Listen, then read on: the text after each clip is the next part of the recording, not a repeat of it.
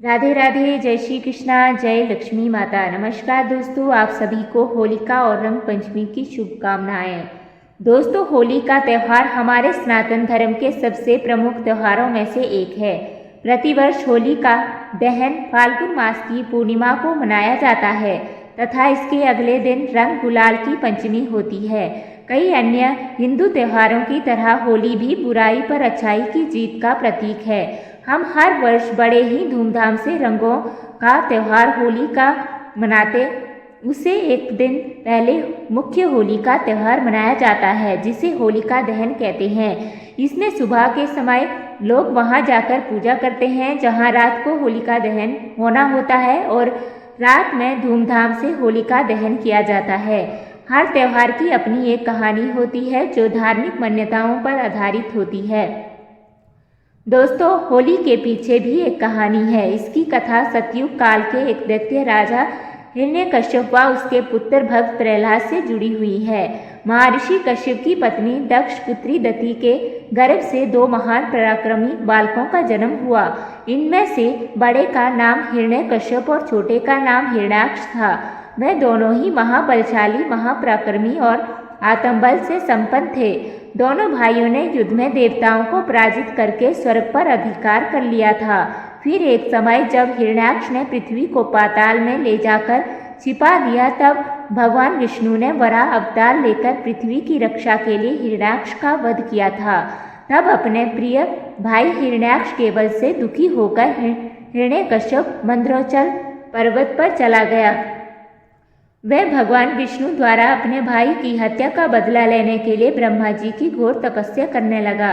उसी अवसर का उपयोग करते हुए देवराज इंद्र आदि देवताओं ने हिरण्यकश्यप के राज्य पर आक्रमण कर दिया और उन्हें राज्य विहीन कर दिया। फिर सभी दैत्यगण इस युद्ध में पराजित हुए और पाताल लोक को भाग गए। तभी देवराज इंद्र को लगता है कि सारे दैत्य डरकर पाताल लोक में जाकर छुप गए हैं। बस हिरण्यकश्यप की पत्नी क्याधु ही महल में शेष है।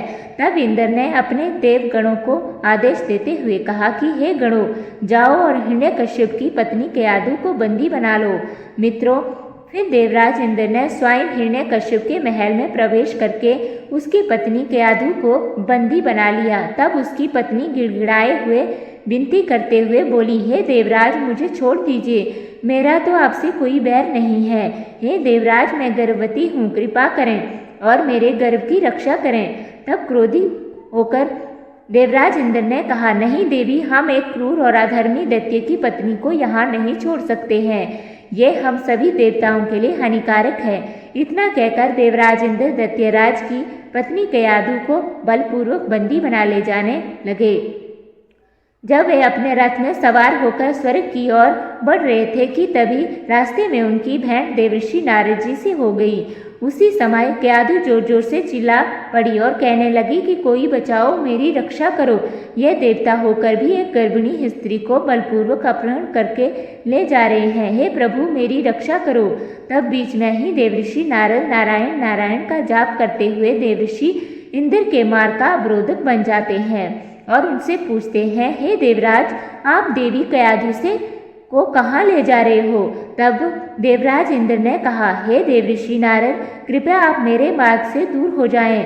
आप हमारे बीच व्यर्थ में अवरोधक न बन रहे हैं। आप नहीं जानते कि इसके गर्भ में हिरण्यकश्यप का अंश है। अगर वह जीवित रहा तो एक दैत्य और जन्म ले लेगा जो फिर से देवों का संहार करेगा। अभी तो मैं ऐसा कदापि नहीं होने दूंगा। तब नारद मुनि कहते हैं, नहीं नहीं देवराज इंद्र, देवी क्याधु के गर्भ में पड़ रहा शिशु आगे चलकर भगवान विष्णु का परम भक्त बनेगा। अतः इस बालक को मारना तुम्हारी शक्ति के बाहर है। आपकी भलाई इसी में है। आप इसे अभी छोड़ दो।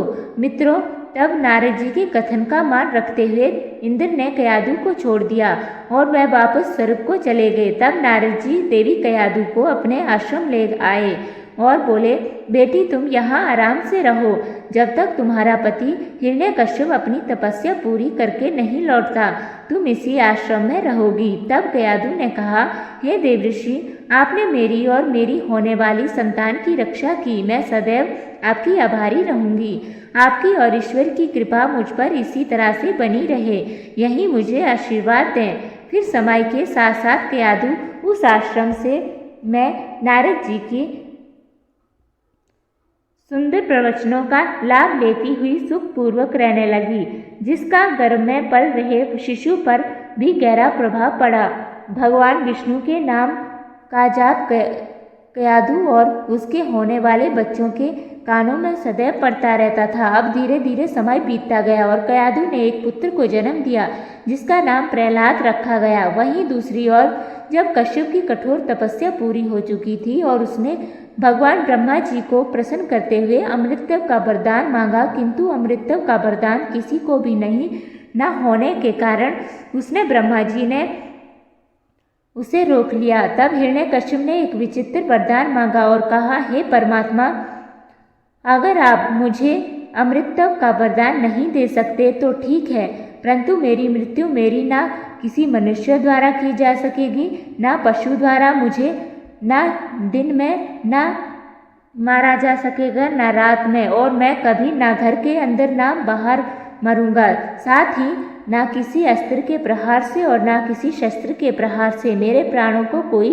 डर रहेगा। इतना कहकर वह शांत हो गया। तब ब्रह्मा जी ने उसे तथास्तु कहते हुए वरदान दिया और वह वहां से अंतर्ध्यान हो गए। मित्रों, फिर वरदान मिलने के बाद हिरण्यकश्यप को अपने ऊपर अहंकार हो गया और वह तीनों लोगों पर अत्याचार करने लगा।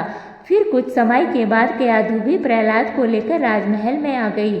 भक्त प्रहलाद शिक्षा दीक्षा ग्रहण करने गए। तब हिरण्यकश्यप का पुत्र प्रहलाद भगवान विष्णु का परम भक्त हो चुका था। वह बचपन से ही श्री हरि का नाम जपता और उनके गुण गाता था। वह गुरुकुल में अन्य शिष्यों को भी ईश्वर की भक्ति का महत्व समझाता था। जब यह बात हिरण्यकश्यप को पता चली तो वह अत्यंत क्रोधित हुआ। उसने प्रहलाद को बुलाकर उसे समझाने का प्रयास किया कि वह विष्णु की भक्ति छोड़कर केवल उसी की आराधना करे, परंतु प्रहलाद अपने पिता की बातों से विचलित नहीं हुआ और दृढ़ता से कहता रहा कि सच्चे भगवान श्री हरि हैं और उनकी भक्ति से ही जीवन का कल्याण संभव है।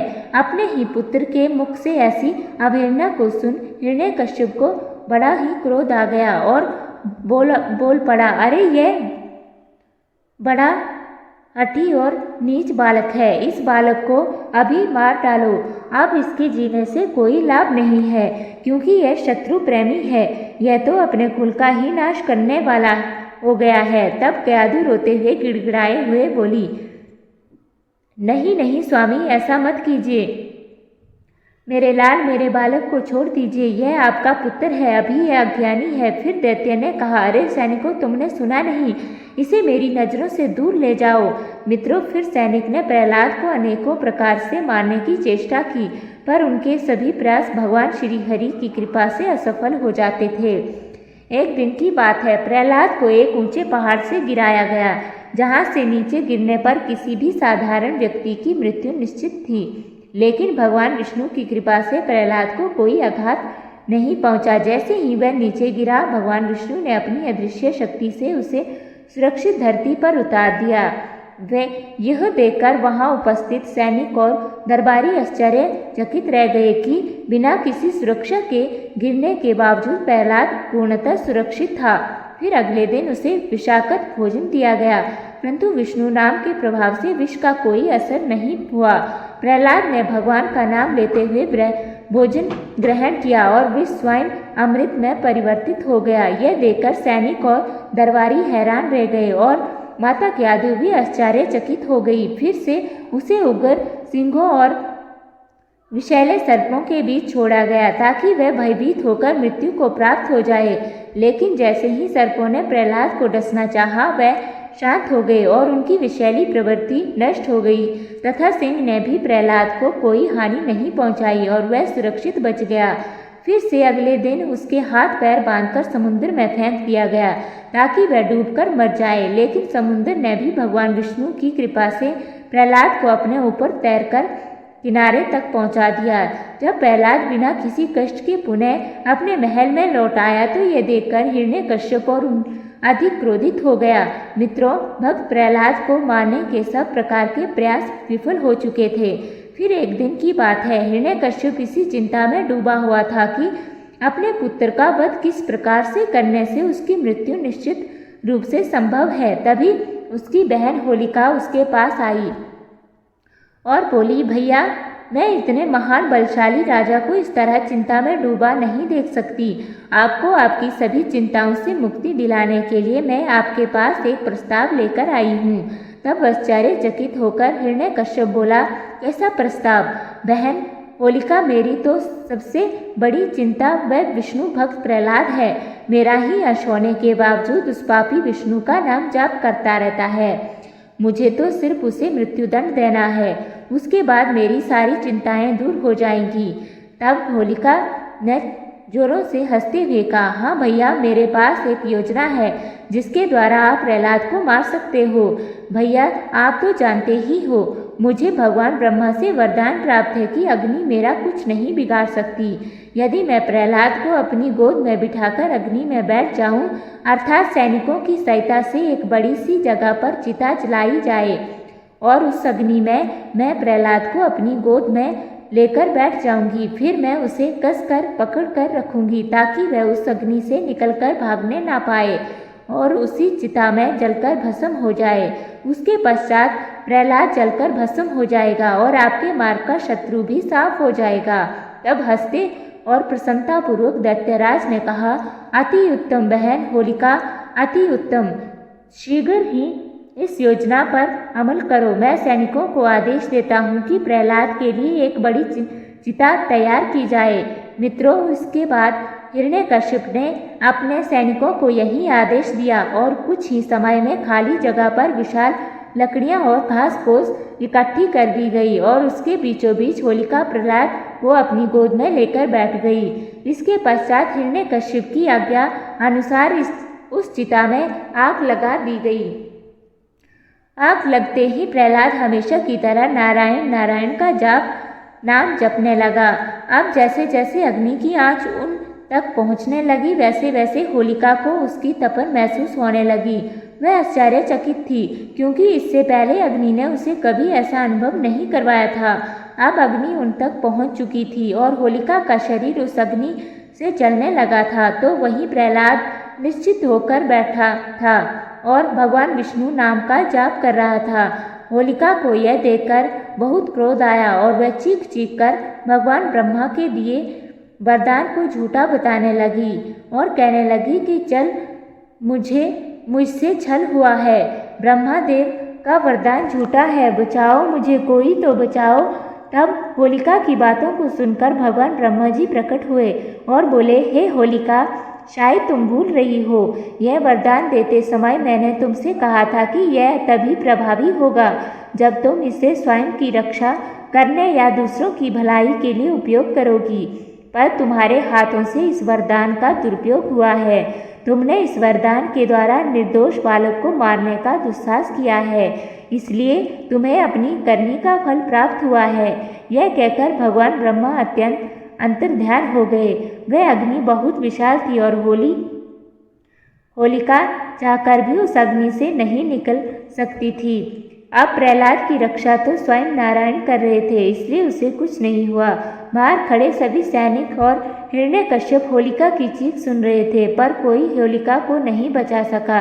देखते ही देखते होलिका का शरीर उसी अग्नि में जलकर भस्म हो गया, जबकि भक्त प्रहलाद सकुशल बाहर आ गया। तभी से उस दिन को होलिका दहन के नाम से मनाया जाता है। और मित्रों, अगले दिन रंगों की पंचमी होती है। इस घटना की स्मृति में हर वर्ष फाल्गुन पूर्णिमा को होलिका दहन किया जाता है। यह बुराई पर अच्छाई की जीत का प्रतीक है।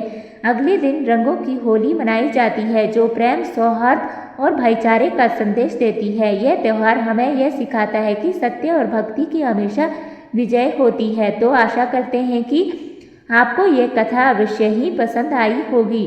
तो वीडियो को लाइक करें और कमेंट में जय श्री कृष्णा अवश्य लिखें और हमारे चैनल को सब्सक्राइब जरूर करें। आप सभी का धन्यवाद।